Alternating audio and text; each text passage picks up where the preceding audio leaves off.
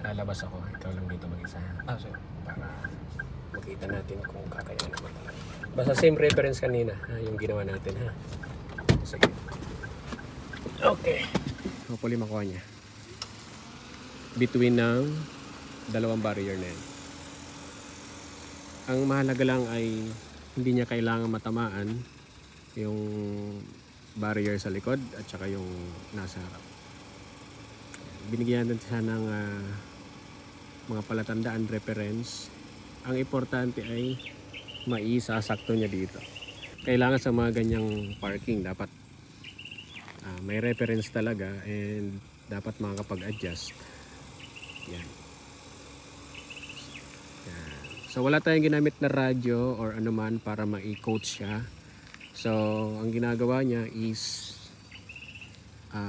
naka-base doon sa reference na itinuro natin. So diyan natin makikita kung talagang mayroon natututunan or natatandaan ang ating student. Kaya kung mapapansin nyo, medyo malayo tayo sa kanya dahil ini-evaluate na natin. Actually last session na natin to, nireview natin yung parking. Hopefully makuha niya. Yan. Okay. Adjust siya forward. Full turn sa right. Okay. Yan, medyo masikip yan guys.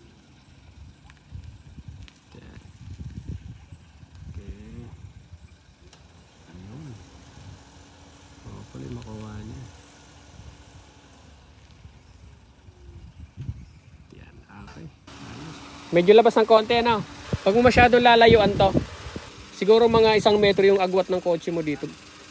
Medyo ilapit mo tapos nakatapat yung tape. Try. So yun guys. Goods naman. Kaso medyo labas yung tagiliran. Dahil medyo malayo kasi siya. Ayan, papakita ko sa inyo yung dapat na ideal distance. Ayan. Dapat medyo malapit. Ayan, lapit pa. Yan, lapit mo pa.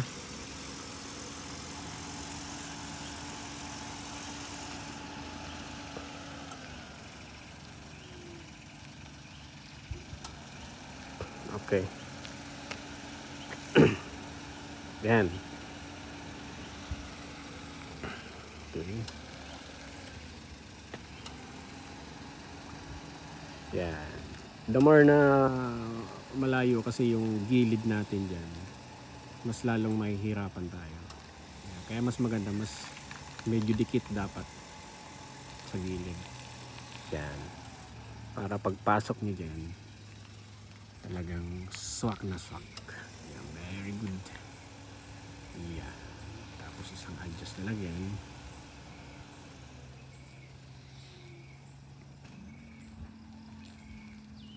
Yan. Actually, medyo labas pa ng konti. Sige. Tuturo natin sa kanya yung yung kulang. Okay, ang gagawin mo, yung distance mo okay na. Kaya lang yung tail mo medyo lagpas ka ng konti. Forward ka pa dapat ng konti, ha? Para pagpasok mo mamaya, hindi ka nakalabas sa kalsada. Ulitin mo. Try ulit natin, syempre. Para mas maintindihan niya. Kasi syempre by mistakes or hindi naman mistakes, yung mga konting error, diyan tayo matututo. Ayan. So lalabas muna natin. Pero yung distance niya kanina, goods na yun, kaya lang yung likod niya medyo nakalagpas ng konti. Okay, lapit. Yan. Okay na yan. Yan.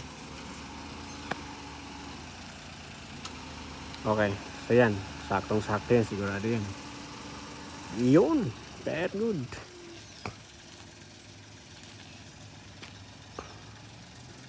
Yan.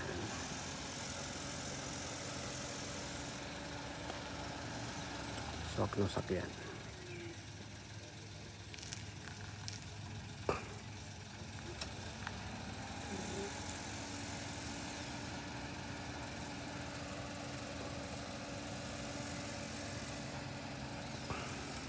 Yun.